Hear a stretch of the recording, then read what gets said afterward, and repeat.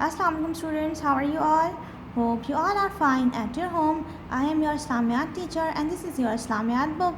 Now open the page number 77. This is your page number 77. Last time हमने इस chapter की reading की थी और हमने इसकी 2 मश्क हल की थी। आज हम इसकी तीसरी मश्क हल करेंगे।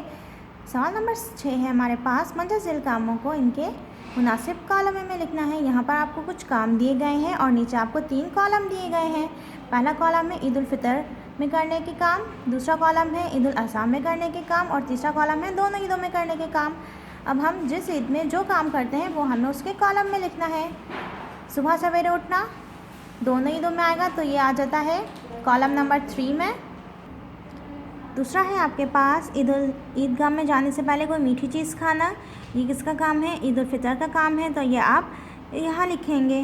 ठीक है। मिसवाक करना दोनों ईदों में होता है तो आप यहाँ पर 3rd कॉलम में लिखेंगे। गुस्ल करना दोनों ईदों में हम करते हैं तो ये यहाँ आ जाएगा 3rd कॉलम में। ईद की नमाज़ ईदगाह में जाके पढ़ना 3rd कॉलम में आ जाएगा। तकबीर तशरीक बुलंद आवाज़ में पढ़ना ईद उल अज़हा यहाँ पर आ जाएगा। ठीक है। नमाज से पहले कुछ ना खाना ईद उल अज़हा में आ जाएगा। ईदगाह जाने से पहले सदका फ़ितरा देना ईद उल फितर में आ जाएगा। खुशबू लगाना दोनों ईदों में आ जाएगा। तकबीर शरीफ आहिस्ता आवाज़ से पढ़ना ईद उल फितर में आ जाएगा। शवाल में मनाते हैं हम, शवाल में कौन सी ईद मनाते हैं? ईद उल फितर मनाते हैं, यहाँ पर आ जाएगा। ज़िलहज में मनाते हैं, ज़िलहज में हम कौन सी ईद मनाते हैं? ईद उल अज़हा मनाते हैं तो ईद उल अज़हा के कॉलम में आ जाएगा। 2 रकात नमाज़ पढ़ना दोनों ईदों में आ जाएगा। पैदल जाना दोनों ईदों में आ जाएगा। ओके स्टूडेंट्स, आपको बात समझ में आ गई है।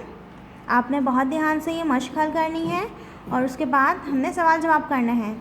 सवाल जवाब हम अपनी कॉपी में करेंगे। सबसे पहले कॉपी में इस चैप्टर का टाइटल पेज बनेगा ईद की नमाज। ठीक है। और उसके बाद नेक्स्ट पेज पे आप उन्वान की हेडिंग डालेंगे और सवाल जवाब करेंगे। बिल्कुल इसी तरह आप उन्वान की हेडिंग डालेंगे और सवाल जवाब करेंगे। पहला सवाल है आपके पास, मुसलमानों की 2 ईदें कौन सी हैं? मुसलमानों की 2 ईदें कौन सी होती हैं? मुसलमानों की एक ईद ईद उल फितर और दूसरी ईद ईद उल अज़हा होती है। ठीक है। आप आंसर में लिखेंगे। दूसरा क्वेश्चन है आपके पास, ईद उल फितर मुसलमान क्यों मनाते हैं? क्यों मनाते हैं? जवाब में लिखेंगे आप, ईद उल फितर रमज़ान मुबारक के रोज़े और तरावी की खुशी में मनाई जाती है। ठीक है। Now come to the next, Eid ul Azha हम क्यों मनाते हैं? जवाब लिखेंगे आप, ईद उल अज़हा हम हज़रत इब्राहीम अलैहिस्सलाम और हज़रत इस्माईल अलैहिस्सलाम की याद में मनाते हैं। Okay. Now come to the next, Eid ul Fitr किस तारीख़ को मनाई जाती है? जवाब में लिखेंगे आप, ईद उल फितर शवाल की पहली तारीख़ को मनाई जाती है।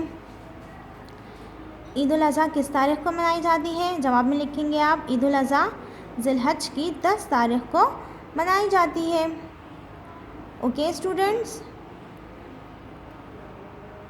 Now come to the next page पे आप उन्वान की हेडिंग डालेंगे और ख़ाली जगह लिखेंगे। पहली ब्लैंक है आपके पास, इस्लाम ने मुसलमानों को डैश ईदें दी हैं। कितनी ईदें दी हैं स्टूडेंट्स? 2। तो ब्लैंक में आप क्या लिखेंगे?